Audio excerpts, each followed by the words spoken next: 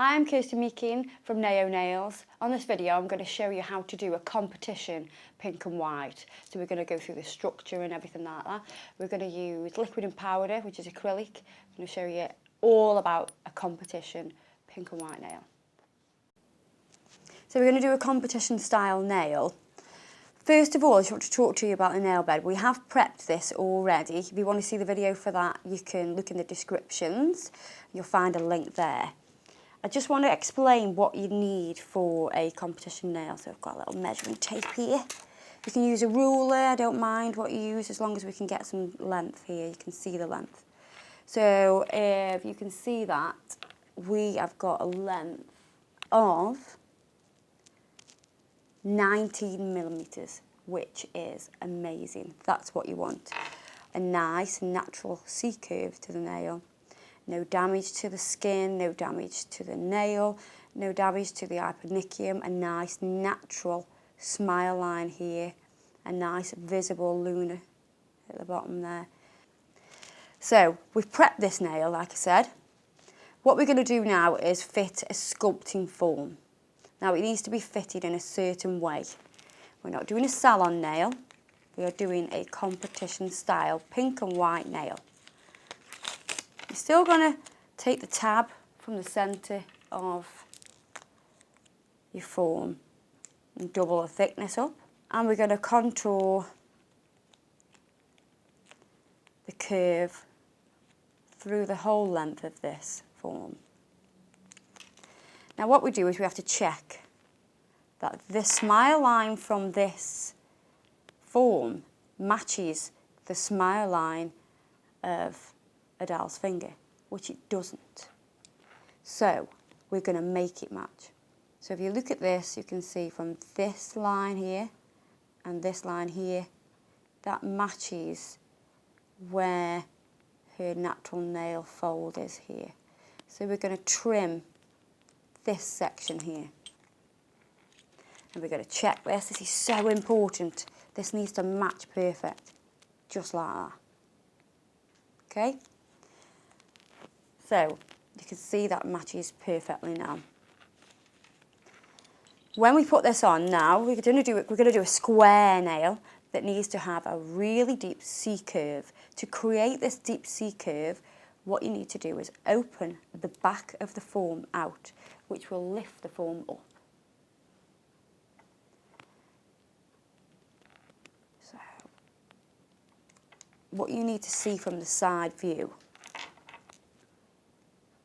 is this form kicking up slightly. Now let me explain.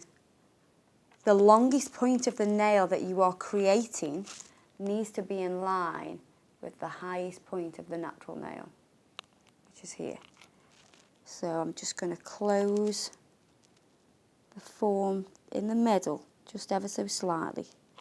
I'm going to check that we are still straight. And now I can close the tabs underneath. Check again that you're still straight, you've not disturbed it, everything fits nice. And then you can come to the end and just give that a tiny close. So if you look at the back here, how open this is, it's nearly as wide as the actual nail.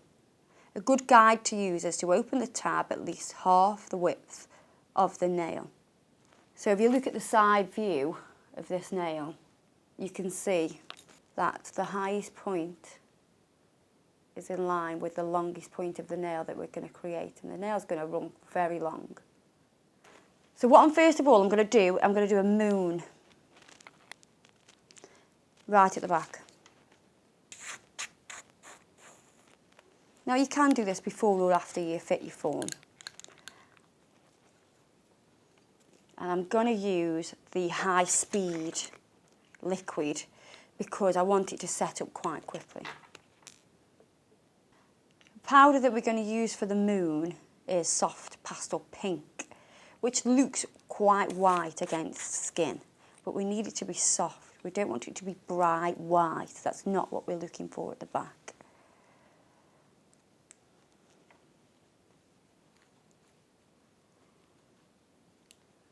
So you're going to get a small bead and you're going to blot it out straight onto the moon area,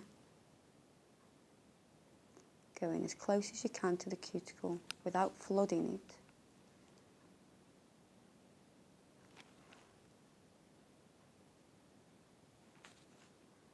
Just going to tweak a moon shape. Now what I'm going to do is I'm going to extend the nail bed. Before I do that though, I'm going to put a little bit of clear, just so I have a nice surface to work on. I'm putting a thin layer of clear on this contact area where the stress area would be.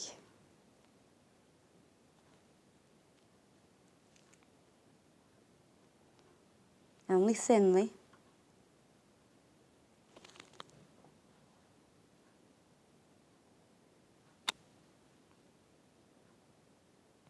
This will just reinforce the pinch and give a nice smooth surface to apply the nail bed extension onto. Make sure you've got no thickness. We don't want no lumpy bumpy nail. Nice and smooth.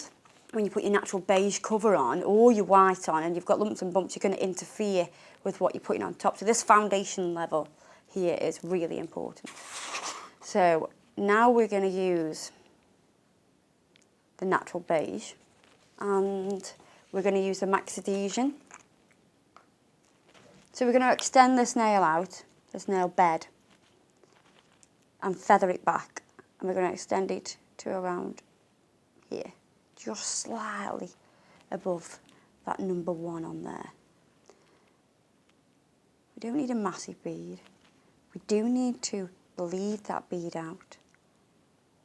Pop it directly where you want it, sweep it back, and again.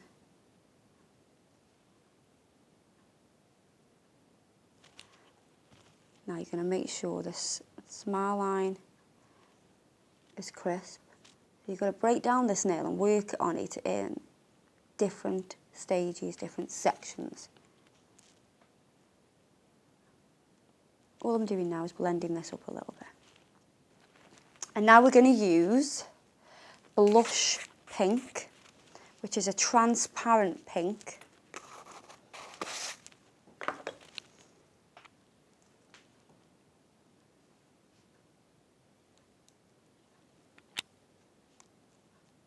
You can work straight up to that moon, blend straight down.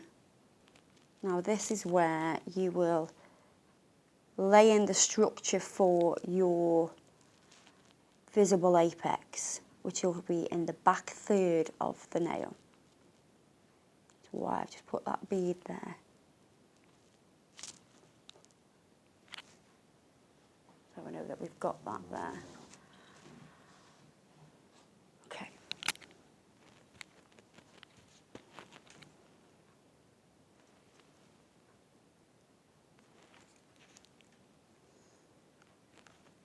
And we're going to let that dry a little bit. So I'm just going to test pinch that. Well, we're good to go. So I just tested it by popping it on slightly and just checking there wasn't any indentations. So let the pinching tool do its thing. Just going to slide it up a little bit more so it's a little bit tighter.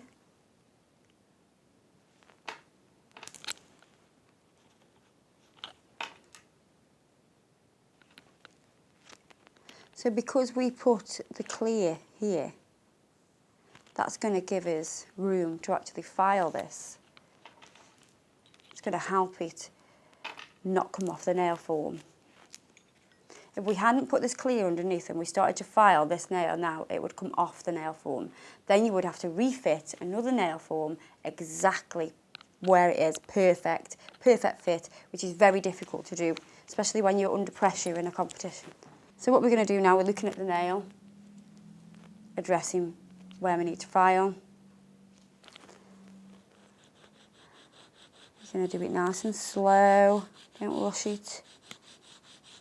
You want a nice curve, you don't want it to be too pointy.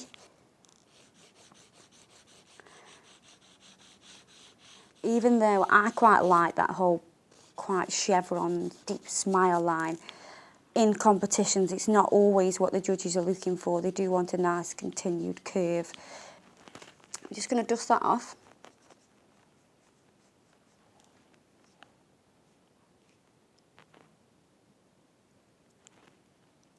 So once you're happy with that, you're then going to move on to your white. So we're using pure white.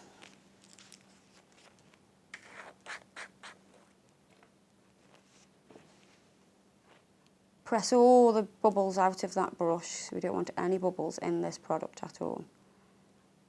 Wipe the back. And press 1, 2, 3. Just going to let that polymerise a little bit, see how it's getting a little bit smoother. Pop that on. Then we're going to work this up to one side. And then straight up to the other side.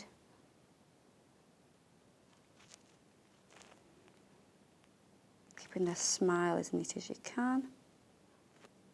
Using the belly of the brush. Nice straight sides.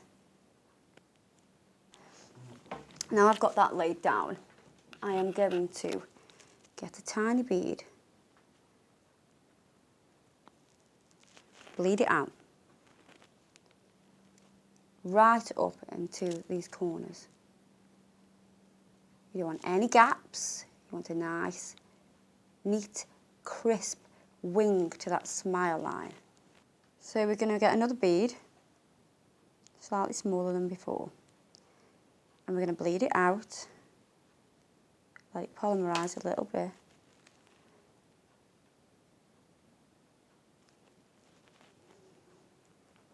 Slightly thicken this free edge up. Because it's so long, you may have to do it in a couple of beads. We want it really pigmented and we don't want to press bubbles into this either. Now what we're going to do, tiny bit of clear. Doesn't need to be a dry bead, it can be a medium wet bead. And we're literally just dragging it over, just so we get a nice smooth finish.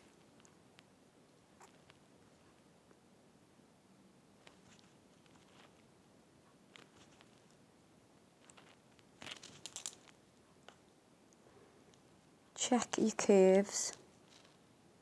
Make sure you've got your apex in the back third, and then everything's going to run straight out from there.